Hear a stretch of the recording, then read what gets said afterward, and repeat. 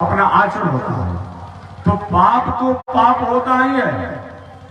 अपनी मर्यादा से, धर्मों से, आचरण से हट करके कर्म करना भी पाप है।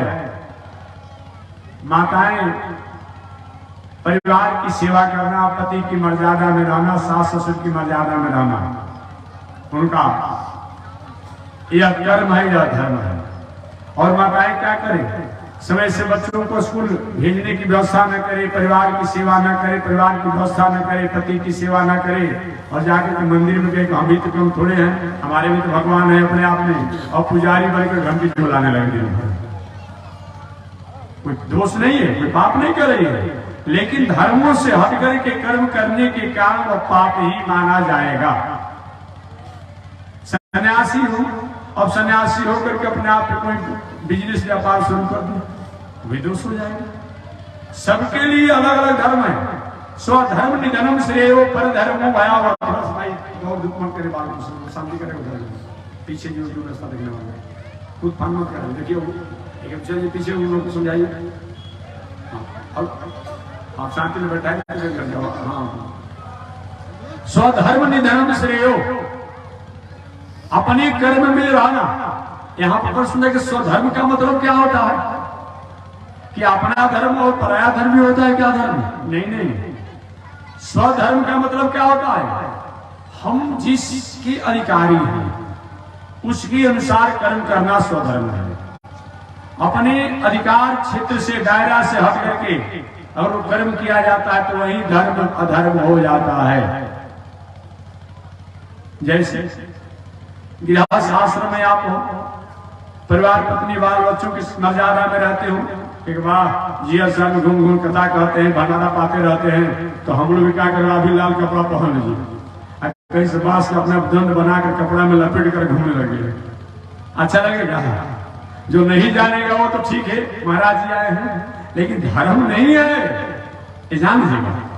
आपने गलती नहीं किया, आपने चोरी नहीं किया, लेकिन आपने अपनी मर्यादा को भंग किया है, इसलिए आपके वह पाप हो गया।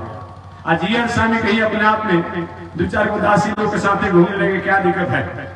सेवा बहुत करने में कठिनाई हो रही है, बहुत अपने आप में जो आना पड़ता है सेवकों को, कर्मचारियों को, और अजीर स्वामी सेविका के घूमने लगे, उनके लिए दोष हो जाएगा। इसलिए पाप करना ही पाप नहीं होता है।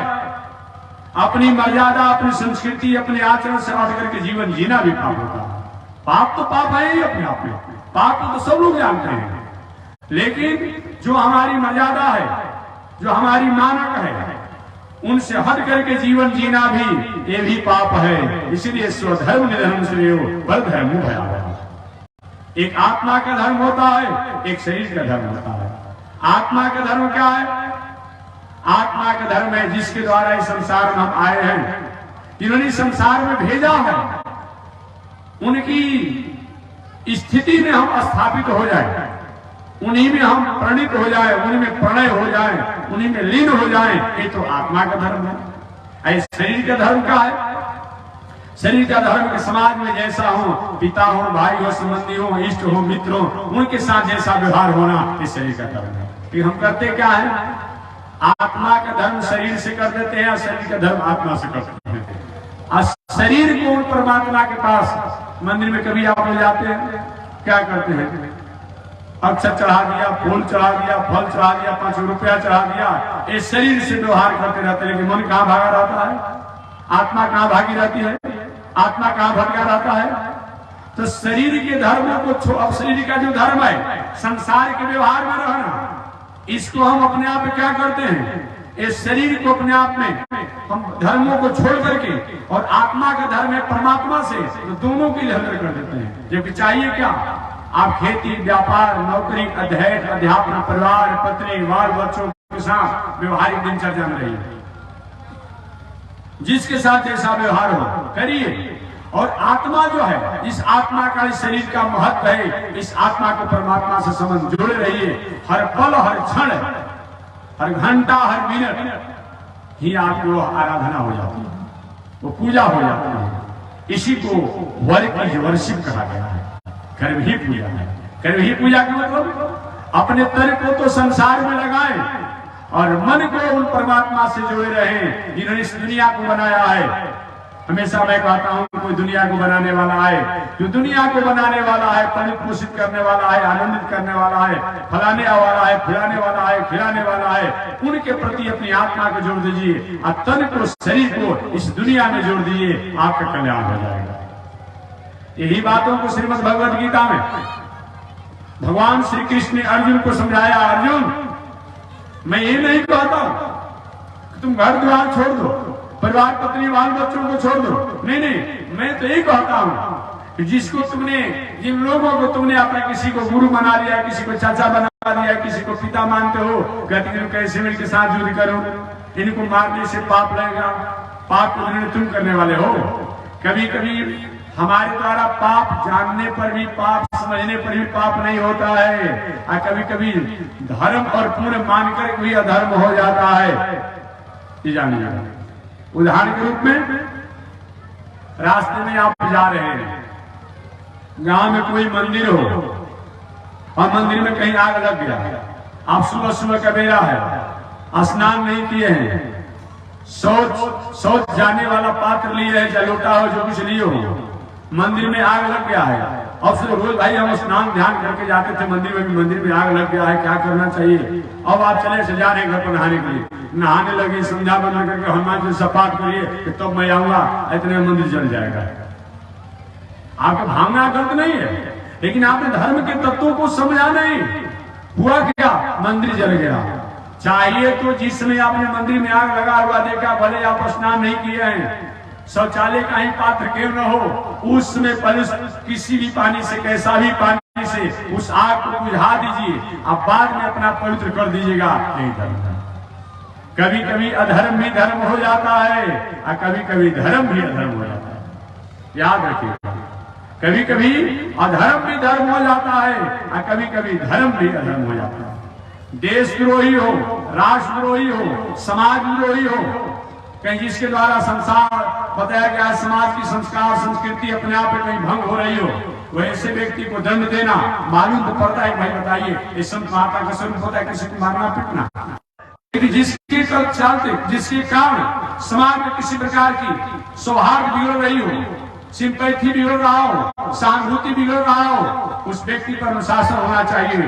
देखने में मालूम पड़ता है कि अनुशासन है, लेकिन अनुशासन पाप नहीं है। अगर हमारे चुप लगाने से कहीं गलत व्यक्तियों के मनोबल और बढ़ रहा हो तो कहीं पाप हो जाएगा, यही पाप हो जाएगा। भगवान श्री कृष्ण ने यही उपदेश दिया। अर्जुन, जिनको तुम अपने ताऊ मानते हो, चाचा मानते हो, पिता मानते हो, गुरु मानते हो, अरे तुम्हारे गुरु ताऊ चाचा पिता होते तो तुम्हारे साथ अनिति करते, अन्याय करते, अधर्म करते, तुम्हारे हक और हिस्सा को कहीं अपना हड़प लेते। अतः अपने ये जो पद कहते हो, ये पद के अधिकारी नहीं है, इनके संग संग्राम करो। और पाप की जहां तक बात होती है, मैं तुम्हारे पापों को दूर कर दूंगा। मोक्षयिष्यामि मा शुचा, सोच मत करो।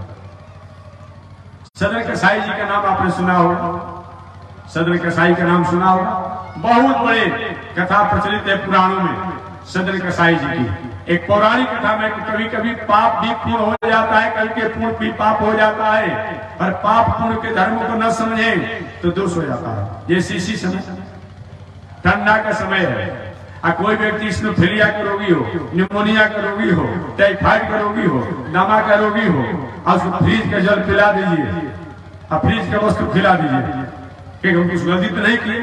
नहीं, अभी ठंडा के समय उसमें वो रोगी आदमी है, वो दोष हो जाएगा। इस समय तो चाहिए उसको ऐसा उष्ण वस्तु पे कराइए ताकि उसकी स्नोफिलिया निमोनिया अपने आप ठीक हो। तो कभी कभी अधर्म भी धर्म हो जाता है, धर्म भी अधर्म हो जाता है, ये जानिएगा। ये कोई जरूरी नहीं है कि हर धर्म ही धर्म हमेशा रहता है, कभी कभी धर्म अधर्म हो जाता है, अधर्म धर्म हो जाता है। ये बात मैं नहीं कह रहा हूं, आपने सुना होगा धर्मराज युधिष्ठिर की कथा, भगवान श्री कृष्ण की कथा आपने सुना होगा। जिस समय द्रोणाचार्य महाराज नाम सुने होंगे, बहुत बड़े वीर थे। काश द्रोणाचार्य जी संग्राम क्षेत्र में अगर डटे रहते, किसी की मजाल नहीं थी जो महाभारत संग्राम में भी ये प्राप्त कर सकता था। एक बार तो यहां तक हुआ कि द्रोणाचार्य ने पांडवों के सेनाओं को संहार करने लगे, मालूम पड़ रहा था कुछ ही समय पांडवों की सेना जो है समाप्त हो जाएगी, जल करके राख हो जाएगी, बचेगी नहीं। उस समय भगवान श्री कृष्ण से पांडवों ने गुहार लगाई, प्रभु जहां पर तीनों एक साथ जा रहा हो, पद भी जा रहा हो, धन भी जा रहा हो और जान भी जा रहा हो, प्राण भी जा रहा हो, तो सबसे पहले नीतिकारों ने कहा है कि पहले प्राण की रक्षा कर लीजिए। तीनों जहां एक साथ जाता हो, धन जा रहा हो, पद जा रहा हो, प्राण जा रहा हो, उसमें सबसे पहले प्राण की रक्षा कर लेनी चाहिए, बाद में धन और पद अपने आप प्राप्त होते रहेगा। ये नीतिकारों का अपना अपना निर्देश है। इसलिए बताया गया है अर्जुन के प्रभु ये राज की बात छोड़िए, हम सब लोग इस संग्राम क्षेत्र से पलायन हो जाए अपने आप में। मालूम पड़ता है कि बाबा ये द्रोणाचार्य है किसी को छोड़ेगा नहीं। भगवान ने कहा पांडव तो क्या चाहते हो प्रभु, या तो इस संग्राम को विराम दे दीजिए या कोई उपाय कीजिए, या तो आप सब युद्ध कीजिए, और नहीं युद्ध करेंगे तो हम लोग भागने की तैयारी में हैं। भगवान श्री कृष्ण ने कहा पांडव मैंने संकल्प लिया है कि महाभारत संग्राम में मैं अस्त्र शस्त्र नहीं उठाऊंगा। जब मैंने संकल्प ले लिया है, मैंने व्रत ले लिया है, केवल भगवान श्री कृष्ण केवल 18 दिनों तक महाभारत संग्राम में अस्त्र शस्त्र नहीं उठाए, बाकी तो अपने आप अपने अनुकूलता अनुसार अस्त्र शस्त्र लेकर के और समाज का, राष्ट्र का, प्राणियों का जैसा मंगल होना चाहिए वैसा करते रहे। केवल 18 दिन में उन्होंने प्रतिज्ञा किया था ऐसा मैं नहीं करूंगा। मैंने संकल्प लिया है। पांडवों ने कहा प्रभु तो कोई उपाय कर दीजिए ना। बाबा ने कोई उपाय तो है तुम्हारे, तुम लोग के पास, और उसमें भी तुम्हारे बड़े भैया के पास उपाय है। महाराज बताइए। बड़े भैया सब कहेंगे क्योंकि यही कहना कि द्रोणाचार्य ने ऐसा तपस्या साधना करके अपने आप में, तुम चले जाओ द्रोणाचार्य के पास, और उनकी तपस्या साधना में इतने निपुण है उनको कोई डिगा नहीं सकता है। तुम चले जाओ, रोज द्रोणाचार्य अपने आप में प्रातः काल जब सो करके जगते हैं तो अपनी दिनचर्या करने के बाद वे शुभ और मंगल आशीष देते हैं। अतः रोज कौरव पक्षी जाकर उनसे मंगल की कामना करते रहते हैं, तो कौरवों के पहुंचने से पहले तुम लोग जाकर के आशीर्वाद ले लो। ठीक है महाराज, पहचान तो जाएंगे, किसी लोग आशीर्वाद देंगे, बस 2 मिनट में पहचान जाएंगे अपने आप में, कैसे लोग आशीर्वाद देंगे। एक नहीं जाओ तो उस समय भगवान श्री कृष्ण की प्रेरणा से रोज दुर्योधन इत्यादि प्रवृत्ति के लोग जाते और मंगल आशीर्वाद की कामना करते। संयोग से भगवान श्री कृष्ण के कहने के बाद ये अर्जुन चले गए, और अर्जुन जाकर के प्रणाम किए। द्रोणाचार्य नेत्र बन किए हुए थे, और नेत्र जब बन किए थे द्रोणाचार्य जी, तो भगवान ने इशारा किया था, साथ में भगवान भी गए थे कि तुम्हें सामने नहीं जाऊंगा, मैं तुम्हें बता रहा हूं, खाली इतना ही तुम लोग पूछ लेना कि बाबा आप कैसे मरेंगे, आपकी मृत्यु कैसे होगी। क्योंकि भीष्माचार्य, द्रोणाचार्य ऐसे लोग थे इच्छा मृत्यु का वरदान लिए थे कि जब मैं चाहूंगा तब मैं मरूंगा। भीष्माचार्य भी और द्रोणाचार्य भी, भीष्माचार्य द्रोणाचार्य दोनों इच्छा की मृत्यु लिए थे कि मैं इच्छा होगा तभी मैं मरूंगा, ऐसा वरदान प्राप्त किए थे तपस्या साधना द्वारा। द्रोणाचार्य समझे कि कौरव रोज आते हैं, आज भी आएंगे, लेकिन कौरवों से पहले ही अर्जुन पहुंच गए भगवान श्री कृष्ण कहीं अपने आप अलग कर प्रणाम की। नेत्र बंद किए थे द्रोणाचार्य जी, और नेत्र बंद किए अपने आप में प्रणाम जब किए तो मंगल की कामना की। मंगल की जब कामना की तब द्रोणाचार्य को समझ में उस समय नहीं आ पाया कि कौरव पूछ रहे कि पांडव पूछ रहे हैं। कि पूछ रहे थे पांडव, अर्जुन पूछ रहे थे कि बाबा आपकी मृत्यु कैसे होगी, आप कैसे मरेंगे। अब ये जो प्रश्न किए तो द्रोणाचार्य नेत्र खोल दिया, और द्रोणाचार्य जब नेत्र खोले, अरे अर्जुन तुम आ गया, तुम तो आते नहीं थे, आज कैसे आ गया। क्या तुमने पूछा हमसे कि बाबा मैंने यही पूछा आप मरेंगे कैसे? द्रोणाचार्य जानते हो पांडव, जब तक मेरे हाथ में धनुष रहेगा,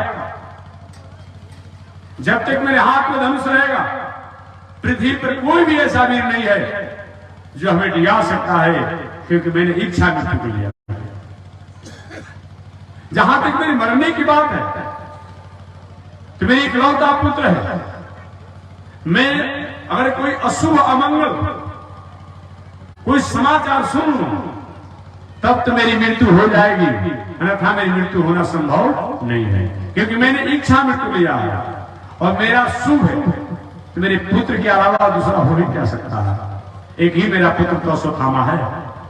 उसकी मृत्यु अगर मैं समाचार सुनूंगा, उसकी मृत्यु होने पर मैं दुनिया से कोई मुझे मतलब नहीं रह जाएगी। वही मेरे शुभ का शुभ है, मंगल का मंगल है। अच्छा बताओ ये पांडु, ये बात तो मैंने बता दिया, लेकिन तुम आए कैसे? ये तुम्हारी बुद्धि तैयार हो नहीं सकती है, ऐसी बुद्धि तुम्हारी नहीं हो सकती। तुम आया कैसे? क्या द्वारिकाधीश भी आए हैं क्या? बगल में द्वारिकाधीश थे अपने आप में। बाबा अरे गोविंद, आप जहां हैं फिर किसी बात की भाई किसी बात की होती है, आइए। द्रोणाचार्य ने बोला पांडवों से, पांडव सुनो, जिनके संरक्षण में तुम जी रहे हो और इसके बाद भी तुमको भय है, ये तो आश्चर्य की बात है। जानते हो इनके संरक्षण में होने के बाद भय नहीं करना चाहिए। सारे दुनिया की अपना भय इन्हीं में जाकर के समापन हो जाती है। जो सुन तुम्हारे साथ में है और फिर भी तुम भय करते हो, भय करने की जरूरत नहीं है। वहां से चल दिए पांडव। भगवान ने कहा कि द्रोणाचार्य की सबसे स्नेह में अगर किसी के प्रति अपना प्रेम है तो अपने पुत्र के प्रति है, तो क्यों न अपने आप उसको मारा जाए। लेकिन महाभारत संग्राम में ये अश्वत्थामा पहले ही भाग चुका था भगवान श्री कृष्ण के कारण कि श्री कृष्ण कोई न कोई षड्यंत्र करके हमें मरवा देंगे, इसलिए अश्वत्थामा संग्राम क्षेत्र में नहीं था। महाभारत संग्राम में वो तो बाद में आ गया था, जो कि आपने कथा सुना होगा कि पांडवों के पुत्रों की हत्या कर दिया था, लेकिन संग्राम क्षेत्र में नहीं था। महाभारत के अनुसार भगवान श्री कृष्ण का अश्वत्थामा तो है नहीं। इधर द्रोणाचार्य का संकल्प है, जब तक मेरा इकलौता पुत्र की मृत्यु की सूचना नहीं सुन लेता हूं तब तक मैं अपने कोई में युद्ध से विराम नहीं लूंगा। तो क्यों न अपने आप में, भले ही अपने आप अश्वत्थामा की मृत्यु न हो, लेकिन अश्वत्थामा नाम के कोई या तो व्यक्ति को या तो कोई प्राणी को हत्या कर दिया जाए। उसमें अश्वत्थामा नाम का एक हाथी था। अश्वत्थामा नाम के हाथी को अपने ही लोगों द्वारा पांडवों को मरवा दिया और मरवा करके घोषणा करा दिया गया, अश्वत्थामा हतः, अश्वत्थामा का वध हो गया। चारों तरफ से नगारे बजने लगे, अश्वत्थामा का वध हो गया, अश्वत्थामा का वध हो गया, अश्वत्थामा का वध हो गया। द्रोणाचार्य के पांडवों के कहने से नहीं मानूंगा, पांडवों की सेना के कहने से नहीं मानूंगा, पांडवों के दल के कहने से नहीं मानूंगा, क्योंकि ये लोग झूठ भी बोल देते हैं, झूठ भी बोल देते हैं। हाँ कहीं अपना धर्मराज युधिष्ठिर कह देंगे तब मैं मान जाऊंगा अपने आप में, क्योंकि ये सत्यवादी है। भगवान श्री कृष्ण धर्मराज युधिष्ठिर के पास गए। धर्मराज युधिष्ठिर जी आप एक बार कह दीजिए अश्वत्थामा हतः। युधिष्ठिर जी कहेंगे देखिए राज मिले या न मिले, युद्ध में चाहे भले हार जाए या भाग जाए पलायन हो जाए, कि मैंने जीवन में झूठ नहीं बोला है और झूठ नहीं बोली। देखिए ईमानदार आदमी जो होता है ना, अगर झूठ बोलने भी लगेगा ना तो झूठ बोलते बोलते सांस आ ही जाएगा। और जो बेईमान आदमी होगा सांस बोलते हुए तो थोड़ा सा बेईमानी कहीं लगेगा। स्वभाव होता है, सबका स्वभाव होता है, नेचर और सिग्नेचर यदि बदलता तो है नहीं कि नहीं। महाराज आप एक बार बोल दीजिए। भगवान इतना समझाया बुझाया कि कहां कहां झूठ बोलने का दोष नहीं लगता है, सब कुछ समझाया। किसी राष्ट्रद्रोही, समाजद्रोही, देशद्रोही, धर्मद्रोही, किसी नारियों की मर्यादा को भंग करने वाला हो, समाज को शांति सौहार्द को बिगाड़ने वाला हो, राष्ट्र की शांति सौहार्द को बिगाड़ने वाला हो, वैसे व्यक्ति को दंड देने के लिए थोड़ा सा आगे पीछे ऊंच नीचे कोई भाषा बोल दिया जाए, व्यवहार कर दिया जाए तो शास्त्र से दोष नहीं है, शास्त्र से दोष नहीं है। भले हम लोग मान लें अपने आप को, कहते हैं भाई उनको धोखा देकर के मार दिया गया, अरे उनका मंदिर का पुजारी था कि धोखा देकर नहीं मारा जाएगा? ऐसा जो अपने आप जिसके द्वारा समाज राष्ट्र कहीं अपने आप में उथल पुथल हो रहा हो, अशांत हो रहा हो, वैसे व्यक्ति को तो शासन करना ही चाहिए, वो दोष नहीं है। धर्म नीति कहती है, समाज नीति कहती है, राजनीति कहती है और शास्त्र नीति भी कहती है, जिससे समाज का, राष्ट्र का, प्राणियों का, संस्कृति का उथल पुथल हो रहा हो, समाज का सौहार्द बिगड़ रहा हो, राष्ट्र का सौहार्द बिगड़ रहा हो, प्राणियों का सौहार्द बिगड़ रहा हो, संस्कृति का सौहार्द बिगड़ रहा हो, धर्म का सौहार्द बिगड़ रहा हो, वैसे पर तो थोड़ा सा आगे पीछे व्यवहार हो जाता है तो दोष नहीं है। अगर दोष मन में आ भी जाए तो थोड़ा सा कुछ कर लीजिएगा, सब करना। ऐसे व्यक्ति को अपने आप में अनुशासन करने में दोष नहीं लगता है, ये बताया गया। भगवान ने समझाया, धर्मराज ये चीज नहीं कहेंगे, कहेंगे नहीं कहेंगे, कहेंगे कहते कहते ठीक है, जब आप कहते हैं गोविंद तो चलिए अपने आप में मैं आपकी बात मान करके मैं कह दूंगा। दोनों तरफ से अपना, एक तरफ से कौरवों का पक्ष सेना थे, दूसरे पांडवों की सेना थी, और बीच में अपने आप में धर्मराज इसने कहे भैया अश्वत्थामा हटा, अश्वत्थामा का वध हो गया, लेकिन ईमानदार आदमी है, सत्यवादी है, भैया अश्वत्थामा का वध तो हुआ है, लेकिन सुनने वाला सूचना मेरी अपने से विचार कर लेगा वो हाथी मारा है कि अपने आप में पुरुष मारा है। अब क्या हुआ, इतने नगाड़ा जुलूस बजाया गया, मार्च बजाया गया, ये आगे कौरव पक्षियों को और द्रोणाचार्य को सुनाई नहीं पड़ा कि नरो वा कुंजरो, उसी समय घोर अपने आप हाथ बजा, और द्रोणाचार्य ने विचार किया कि जब मेरा पुत्र ही नहीं रहा अब मेरे जीवन का क्या मतलब होता है। धनुष बाण को त्याग लिए, आशीष में बाणों का प्रहार हुआ और द्रोणाचार्य जीवन लीला को विश्राम दे दिए, विश्राम दे दिए। आगे पांडव लोग विजय को प्राप्त किए, कथा आप जानते होंगे। महाभारत संग्राम में 1 अरब 66 करोड़ 20 लाख 10,000 नरसंहार हुआ था। इतना बड़ा संग्राम और इतना बड़ा नरसंहार अभी नहीं सुना जाता। आज भी बहुत प्रकार के गृह युद्ध होते हैं, विश्व युद्ध के अपना बहुत प्रकार सुना जाता है, इतना नरसंहार जो है नहीं सुना जाता। 1 अरब 66 करोड़ 20 लाख 10,000 नरसंहार हुआ। आज तो पूरे भारत की जनसंख्या उतनी भी नहीं आई। पूरे भारत की जनसंख्या भी लगभग 1.5 अरब से कुछ कम बेसी है अपने आप में। हालांकि सरकारी आंकड़ा तो 1 अरब 35-36 करोड़ ही बताई जा रही है, लेकिन जनसंख्या बढ़ चुकी है तो लगभग 1.5 अरब है। 1 अरब 66 करोड़ 20 लाख 10,000 उस महाभारत संग्राम में नरसंहार हुआ था।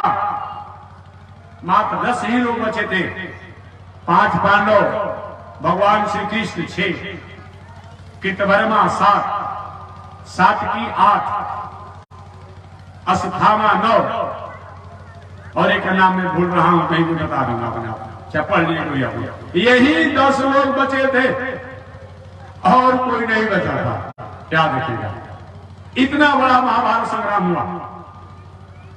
पांडव लोग हस्तिनापुर के राजा बने समय से अपने पुत्रों को राजगद्दी पर बैठा करके और स्वर्ग के सिधारे स्वर्ग लोग को चले गए। कथा आप लोग जानते होंगे।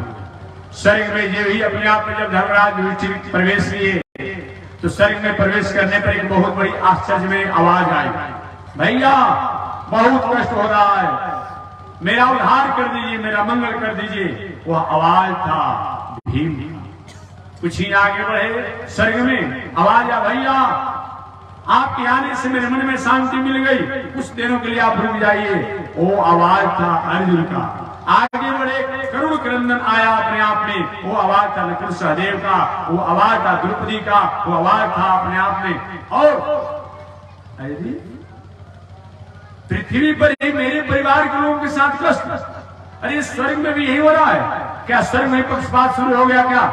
स्वर्ग के कर्मचारियों से अपने आप में धर्मराज ने पूछा, महाराज स्वर्ग में भी भेदभाव शुरू हो गया क्या? स्वर्ग में भी अपने आप में भेदभाव शुरू हो गया है? यहाँ भी कहीं अपने आप में किसी प्रकार से इधर आगे पीछे हो जाता है व्यवहार का?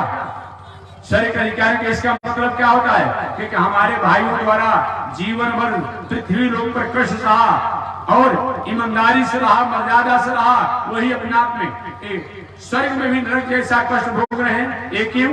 ऐसा क्यों? शरीर का अधिकारियों ने कहा महाराज ये आप ही के कारण। मेरे कारण?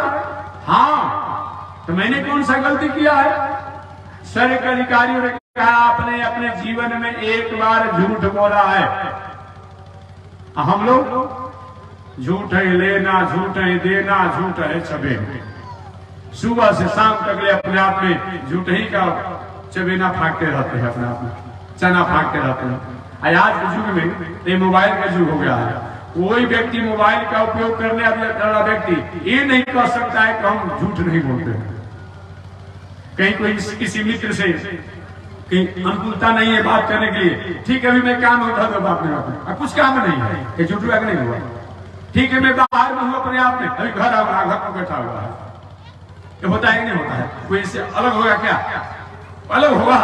तो अभी जो मोबाइल जो हो गया इसके द्वारा तो अपने आप में एक तरह से झूठ बोलने के लिए नहीं मिला था, लेकिन हम लोगों ने क्या किया, इसके लिए अपना एक साधन बना दिया है। तो कोई भी इसका प्रयोग करने वाला व्यक्ति चाह करके नहीं, चाह करके, जान करके नहीं जान करके 24 घंटा में एक दो बार तो थोड़ा सा आगे पीछे बोला ही जा रहा है, बोला जा रहा है। धन्य है धर्मराज युधिष्ठिर जिनके जीवन में एक बार झूठ बोला गया और उनको स्वर्ग में नरक जैसा दुख देखना पड़ा, कष्ट देखना पड़ा। समझ लीजिए अपने आप में। शरीर के कर्मचारियों ने कहा महाराज आपने अपने जीवन में एक बार झूठ बोला है और झूठ का परिणाम है कि आपको स्वर्ग में भी नरक जैसा भोगना पड़ रहा है। धर्मराज ने कहा कि एक बार की बात छोड़ दो, मैंने जीवन जब से संभाला है अभी समापन कर लिया है, एक बार भी मैंने झूठ नहीं बोला है। बोला है तो बताइए कब बोला, वो तारीख बताइए, समय बताइए, दिन बताइए, तिथि बताइए। वही ने कहा कि महाराज आप संग्राम क्षेत्र में, कुरुक्षेत्र के संग्राम क्षेत्र में आपने क्या किया, एक बार आपने झूठ बोला था, अश्वत्थामा हता, एक मैंने झूठ नहीं बोला था, झूठ कृष्ण द्वारिकाधीश ने हमसे बुलवाया था। द्वारिकाधीश भी वहीं पर आ गया, अरे भले आदमी मैंने तुमको झूठ बोलने को कब कहा था? धर्मराज ने कहा भी ने तो कहा था कि अश्वत्थामा हता। जब अश्वत्थामा का वध हुआ ही नहीं था तो आपने क्यों उनसे कहा कहने के लिए, क्यों कहा? भगवान ने कहा कि मैंने जो कहा था वो झूठ था ही नहीं, मैंने तो कहा था कि इतना ही कह दीजिए कि अश्वत्थामा हता, अश्वत्थामा का वध हो गया। मैंने तो ही नहीं आपसे कहा था कहने के लिए कि आप घोषणा कर दिएगा वो अश्वत्थामा हाथी मारा है कि मनुष्य मारा है, ये तो आप अपने तरफ से कह दिया, अपने तरफ से कह दिया, यही पाप हो गया। इसलिए जो बताया गया है कि हमारे द्वारा कभी अपने आप में जान अनजान में भी कहीं कहने का ताकत भगवान ने बताया कि धर्मराज युधिष्ठिर अगर कहीं द्रोणाचार्य के साथ ऐसा वाक्यों का प्रयोग नहीं किया जाता तो जो द्रोणाचार्य को पूजा पाठ सत्संग सदाचार से जीवन जीना चाहिए वो हिंसा को उतारे हो गए थे। ब्राह्मण विद्वान ज्ञानी को चाहिए पूजा पाठ धर्म कर्म इत्यादि करना चाहिए और व्यक्ति अपने आप हिंसा के लिए अपना लूटपाट करता हो, उसका स्वरूप होता हो। तो कोई वाक्यों को बोलने से, कोई भययुक्त वाक्यों को बोलने से हर कहीं उसके गलत मार्गों से छूट जा रहा है तो भले वो झूठ है लेकिन वो साझी हो जाता है, साथ हो जाता है।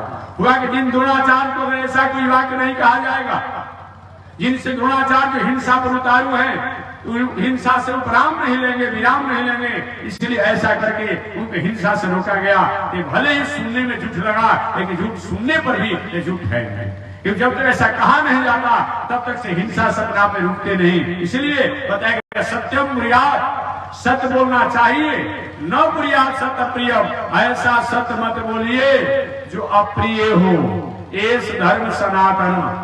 यही पर हम सब लोग आए हुए हैं, तो हम नहीं कहेंगे अब तो झगड़ा जुड़ी हो जा रहा है। तो मैं कथा में कह देता था अपने आप में, एक कथा प्रसंग में तुम्हें कहना भी पड़ता है।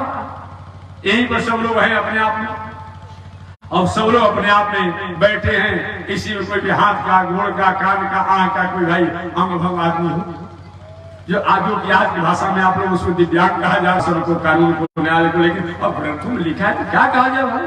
ठीक है मैं भी कहता तो कोई अंग भंग से अपने आप में इधर उधर हो तो अपने आप में उसको कहा ए दिव्यांग भाई आइए बैठिए, उसका अंग ठीक नहीं होगा लेकिन नाराज पर हो जाएगा। हमको सभा में आपने कह दिया तो सत्यम बुरियात, चोर को चोर कह दीजिए तो झगड़ा हो जाएगी। अच्छा आदमी को चोर कहीं तो हंस कर रह जाएगा, भाई जी के मजाक कर रहे हैं। सत्य बोलिए, लेकिन ऐसा सत्य मत बोलिए इस सत्य द्वारा आपस में कलह हो जाए। ये धर्म सनातन, यही सनातन धर्म है। इसलिए सत्यम प्रिया, सत्य बोलना चाहिए, न प्रिया सत्य प्रिय। ऐसा सत्य मत बोलिए जिस सत्य से राष्ट्र का, समाज का, संस्कृति का कहीं उथल पुथल हो जाए। इस धर्म सनातन, यही सनातन धर्म है। अतः सत्य जो है बताया गया कि धर्मराज युधिष्ठिर कहा गया कि हे युधिष्ठिर जी, आपके द्वारा जो वाक्यों को बोला गया इससे हमारे द्रोणाचार्य की हिंसा की वृत्ति समाप्त हो गई। और ऐसा नहीं बोला जाता तो द्रोणाचार्य द्वारा हजारों हजारों की संख्या में, लाखों लाखों की संख्या में हिंसा होता, जो उनके लिए उपयुक्त नहीं था, ये शिष्ट नहीं था। अतः कभी कभी अधर्म भी धर्म हो जाता है और कभी कभी धर्म भी धर्म हो जाता है। कन्या के विवाह करना हो, विवाह में बहुत बड़ी समस्या आ रही हो, बहुत दिनों से परेशान हो, थोड़ा सा आगे पीछे बोलने से, ऊंच नीच बोल देने से अगर कन्याओं का विवाह ठीक ठाक से हो जा रहा हो तो कन्याओं के विवाह के अवसर पर सत्यनारायण की कथा सुन लीजिएगा, काम ठीक हो गया। लेकिन इसका मतलब है नहीं कि स्वामी ने परमिट दे दिया और वो झूठे बोलते रहिए। ये मैं नहीं कह रहा हूँ, मैं कह रहा हूँ कि विषम परिस्थिति में कभी कभी थोड़ा सा हो तो आगे पीछे बोलने से भी अपने आप होता है, हमेशा के लिए अपने आप क्या होता है, वो मंगलकारी होता है। लेकिन हमेशा उसको धर्म मत बना लीजिए। ठंडा के समय है, शरीर अनुकूल नहीं है, नहाने में अपने आप को निमोनिया, टाइफाइड होने की संभावना है। गर्म पानी से पूरे शरीर को पोंछ लीजिए, पोंछ करके पूजा पाठ सब कर लीजिए। कभी नहीं कि जेठों का दिन हो तो अब हाथ में पानी से पोंछते रहिए, ये नहीं बताया गया है। इसीलिए कभी भी आपद धर्म जो होता है उस काल के लिए होता है, उस समय के लिए होता है, उस अवस्था के लिए होता है, हमेशा के लिए नियम लागू नहीं होता है। हमारे राष्ट्र के, देश के अपने आप में सुरक्षा में लगे हुए हमारे जो अपने आप में हैं, जो कि राष्ट्र के बॉर्डर पर, अपने आप देश के बॉर्डर पर सुरक्षा करते रहते हैं, उनका हमेशा जूता प्रमाण सब एक साथ रहता है। इतना ही नहीं, कभी कभी तो ऐसे उनके साथ नौबत आती है कि लाशों पर पैर रखे हुए हैं और वहीं पर आकाश से अपने आप पाव रोटी इत्यादि आता खाते रहते हैं, ब्रेड को खाते रहते हैं और देश की रक्षा करते रहते हैं, लाशों पर खड़े रहते हैं। स्नान करने का भी समय नहीं मिलता है और करने का समय नहीं मिलता है। तो वही जब छुट्टी में घर आ जाए, उनकी देवी जी कहे कि थोड़ा सा स्नान ध्यान कर लीजिए कि वाह सीमा के बॉर्डर पर थे, अपने आप बिना स्नान किए ऐसी तरह से करते लाओ, अपने आप इसी तरह भोजन कराओ, अच्छा लगेगा? नहीं, वो वहां के लिए वो नियम था, यह नियम लागू नहीं होगा। किसी की तबीयत खराब हो गया, हॉस्पिटल में हो, एक पाइप से लोग शंका निकल रहा हो, एक पाइप से शौचालय निकल रहा हो, एक पाइप से में भोजन दिया जा रहा हो, बेड पर पड़ा हुआ हो, उठने के भी डॉक्टर ने आदेश नहीं दिया हो, और वही स्वस्थ होने के बाद उनकी पत्नी कहे सुनो थोड़ा सा अपना वस्त्र बदल लीजिए, स्नान ध्यान करे, अरे क्या कहती हो। हॉस्पिटल में थे तो एक साथ भोजन अपना करते थे, लोग शंका करते थे, खाना करते थे, तो चलो हमारे इलाके में शौचालय भोजन ले आओ, अच्छा लगेगा? नहीं लगेगा। तो कभी कभी धर्म भी अधर्म हो जाता है और अधर्म भी धर्म हो जाता है। अतः देश काल पात्र के अनुसार धर्म और अधर्म होता है, ऐसा जान करके शास्त्र में बताया गया है कि शास्त्र को समझना पड़ता है। क्या आपने जाना होगा, मैंने निवेदन किया कि सदर कसाई जी का नाम आपने सुना होगा। ये सदर कसाई जी कसाई के बहुत बड़े अपने आप में नहीं थे, ये तो पूर्व जन्म में बहुत बड़े सदाचारी विप्र थे, ज्ञानी थे। एक बार इनके द्वारा गलती हो गई, सदर कसाई जी द्वारा। ये पहले बनारस के बहुत बड़े विद्वान थे, पंडित थे, ज्ञानी थे। ये सदर कसाई जी पूर्व जन्म में वहां एक कसाई रहता था, कसाई खाने में गायों की हिंसा करता था। एक दिन कसाई खाने से गाय भागते हुए जा रही थी, वो कसाई अपनी गायों को ढूंढते हुए आया। ये पंडित जी जो त्रिकाल संध्या करने वाले थे, इनसे पूछा है पंडित जी मेरी गाय कसाई खाने से गई है, आपने देखा है? और पंडित बिचारी को हम कैसे बता दें, अगर देखने को कहते हैं तो गाय को पकड़ करके हिंसा कर देगा, और नहीं कहते हैं तो झूठ का दोष लगेगा। और क्या कि कहे नहीं, लेकिन अंगुली से इशारा कर दिए। वही अगले जन्म में मरकर के पंडित जी सदर कसाई बन गए। केवल अंगुली से इशारा करने के कारण पंडित जी सदर कसाई बन गए। आज लोग उसी गाय को, भैंस को खरीद करके और दूध पीते हैं, और जब दूध देना बंद करती है तो कसाई के हाथों में उसका रस्सी पकड़वा देते हैं। उनकी कौन सी गति होगी? थोड़ी सी गलती हो गया उन ब्राह्मण द्वारा तो मर करके उनको सदर कसाई बना पड़ा। और जो लोग सम कसाई के हाथों में गाय के, भैंस के, बैल के अपने आप में रस्सी पकड़वा देते हैं, उनकी कौन सी गति होगी? कौन सी गति होगी? अब विचार करते हैं, इसलिए विचारणीय विषय अपने आप में है। और वही अपने आप पंडित जी को मृत्यु जब हुआ तो मृत्यु होने के बाद अगले जन्म में जो पंडित जी थे, जो केवल कसाई को उंगली का इशारा कर दिए थे, वो मरकर के अगले जन्म में सदन कसाई बन गए। और जो कसाई था वो अगले जन्म में मरकर के राजकुमार बन गया। और बताइए ना, राजकुमार बन गया। ये अपना पत्नी अपना भाई बन करके भी लोग अपना छुट्टा करके चला जाता है। याद रखिएगा, अगर आपके भाई, आपके परिवार, आपका बेटा, आपकी पत्नी बनकर कोई आपसे चुकता करके आपके सामने से गुजर जाए, समझिए उसका कर्ज था, हमने चुकता कर दिया, आपको अपना कर्ज लेकर चला गया। ये बताया गया। और पूर्व जन्म में वही पंडित जी सदर कसाई बन गए, वही कसाई जो है राजकुमार बन गया, वही गाय जो है राजकुमारी बन गई। समय से वह राजकुमार राजकुमारी का विवाह हुआ। जो पूर्व जन्म में कसाई था अपने आप को राजकुमार बना, जो गाय थी राजकुमारी बनी। अब पंडित जी सदर कसाई बने। दोनों बहुत दिनों तक जीवन जीते रहे, कोई संतान नहीं हुआ। संयोग से सदर कसाई सोचे, बताओ इतना मैंने पूजा पाठ किया और थोड़ी सी हमारे द्वारा चूक हुई, भूल हुई, इस भूल के कारण आज मैं कसाई बन गया हूँ। चल करके पतित पावन भगवान जो जगन्नाथ है उनको मैं ध्यान चिंतन करूंगा। वही जगन्नाथ भगवान की यात्रा में जा रहे थे सदर कसाई जी, और जा रहे थे संयोग से मार्ग में वही जो राजकुमार और राजकुमारी थी, उन दोनों का अपने आप समय से संयोग से विवाह हो गया। विवाह हुआ तब राजा रानी बन गए। बहुत दिनों तक उनका कोई संतान नहीं हो रहा था। वही सदर कसाई जी घूमते घूमते उस गांव में गए। इस गांव में राजकुमारी और राजकुमार पहले थे, वो राजा रानी बन गए। रात्रि में उन्हीं के राजमहल में विश्राम किया। अब रात्रि का समय हुआ, रानी को कोई संतान होता नहीं था। रानी सदर कसाई के पास, महात्मा जी हमें आशीर्वाद दे दीजिए कि हमें संतान हो जाए। महात्मा जी सदर कसाई ने कहा, देखो हम तो भजन भाव करने वाले हैं, हम तो रात्रि का समय हो गया, मैं तुम्हारे यहाँ रुक गया, हम वो विद्या नहीं जानते हैं। सोची हो सकता है हमारे पति से कहीं डरते होंगे। और गई वो रानी, जो पहले का जो कसाई था, जो राजा बना था, और उसकी गर्दन को तलवार से काट दिया अपने आप में।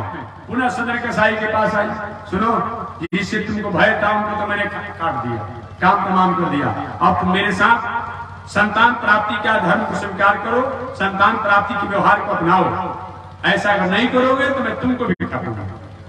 और तो अपने आप सदर कसाई काम नहीं, कहा मैं झंझट में फंस गया, ये कौन से संकट में फंस गया अपने आप में। ये बेचारे क्या कि सोचे कि प्राण बच जाए तो बच जाए, अपना आसन दासन में तोड़ करके भागने लगे। तो वो रानी ने कहा, अरे महात्मा मेरे पति की हत्या करके जा रहा है, मेरे पति की हत्या करके जा रहा है। तो कोई ऐसा होगा जो नहीं विश्वास करेगा। सदर कसाई जी को पकड़ लिया गया। न्यायाधीश ने कहा, बताओ किसी शरीफ की यहाँ अपने आप तुम जाकर सेवा सत्कार में स्वीकार कराते हो और हत्या अपराध का भी काम कर दो। जिस हाथों से तुमने अपराध किया तुम्हारे हाथों को घटा को काट लिया गया।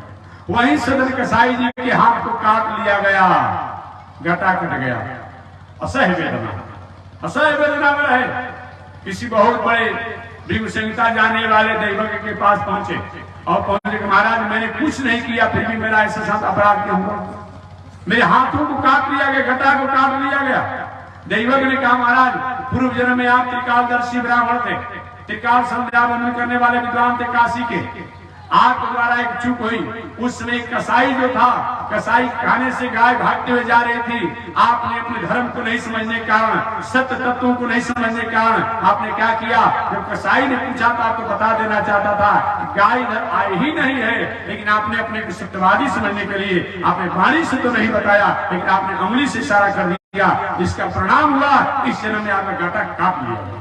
और जिस कसाई ने गाय की हत्या किया था वह गाय ही रानी बन करके और उस कसाई के गर्दन को काट करके अपना बदला चुका लिया। कृतम कर्म शुभम, निश्चित रूप में हमारे किए हुए कर्मों का फल जो है वे हम और आपको प्राप्त होता है। ऐसा इसे कभी अलग आप नहीं हो सकते हैं। अतः सत्यम ब्रूयात्, सत्य बोलना चाहिए, लेकिन ऐसा सत्य मत बोलिए जिस सत्य से राष्ट्र का, समाज का, संस्कृति का कहीं उथल पुथल हो जाए। इस धर्म सनातन, यही सनातन धर्म है। महर्षि वेदव्यास महाराज से ऋषि ने पूछा, व्यास जी महाराज आप ये बताएं कि मानव जीवन में कलिकाल में सबसे सरल और सहज धर्म क्या है? जिसको सहज और सहज धर्मों को करके हम अपना आत्म कल्याण कर सकते हैं, वही महर्षि वेदव्यास महाराज ने कहा कि मानव जीवन के लिए एकमात्र सरल और सहज धर्म यानी काल में है, वह है मानव धर्म। मानव धर्म, मानव धर्म है आर्ट ऑफ लिविंग, जीने की कला। जीने की कला को अगर हम सुन लेते हैं, समझ लेते हैं, स्वीकार कर लेते हैं, तो हमारे जीवन में हर व्यवहार, हर कर्म, हर आचरण ही वह साधना आराधना हो जाती है। ऋषि ने पूछा महाराज वो मानव धर्म क्या है, इसकी चर्चा कल मैं करूंगा। आज इसी के साथ वाणी विराम, आगे परमात्मा की जैसी श्रीमन नारायण लक्ष्मी नारायण श्रीमन नारायण लक्ष्मी नारायण श्रीमन नारायण नारायण नारायण श्रीमन नारायण नारायण नारायण। बोलिए श्री लक्ष्मी नारायण भगवान की, श्री भास्कर भगवान रामानुजाचार्य स्वामी महाराज की, विश्ववत जगदाचार्य श्री त्रिदंडी स्वामी महाराज की। हरि ओम। शांति शांति शांति। नारायण कल से कथा का समय 10 बजे से 11 बजे तक हमारे सिद्धराचार्य ब्रह्मचारी जी कहेंगे, 11 बजे से 12 बजे तक गोपाल कृष्ण जी कहेंगे, और 12 बजे से 1:30 बजे तक, 12 बजे से 1:30 बजे तक हमारे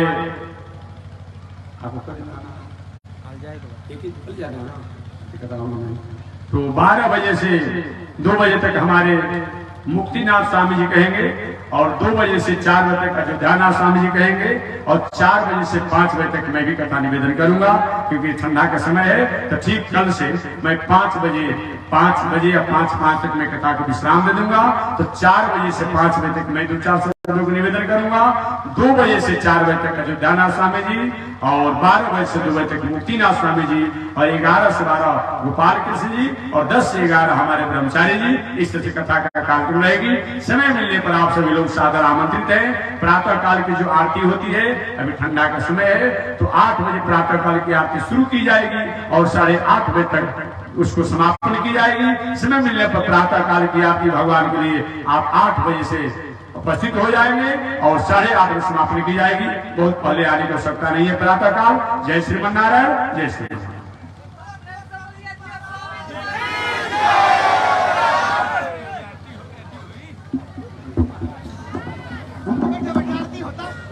चलिए ठीक है। ओम चंद्रमा मनसो जात चक्षो सूर्यो जायत श्रोत्राद् वायुशब्राण सम्मुखाद् निरजायत श्री सत्य लक्ष्मी शवत्र्यावोरात्रे पार्श्वे नक्षत्राणि रूपमस्मिनो व्यातम् ईश्वरी गाणम् मयि गाणम् सर्वलोकम् मयि गाणम्। लक्ष्मी नारायण भगवान की, भास्कर भगवान रामानुजाचार्य स्वामी जी महाराज की, विश्ववत जगदाचार्य श्री त्रिदंडी स्वामी जी महाराज की। हरि ओम। शांति शांति शांति। बोले स्वामी जी महाराज की।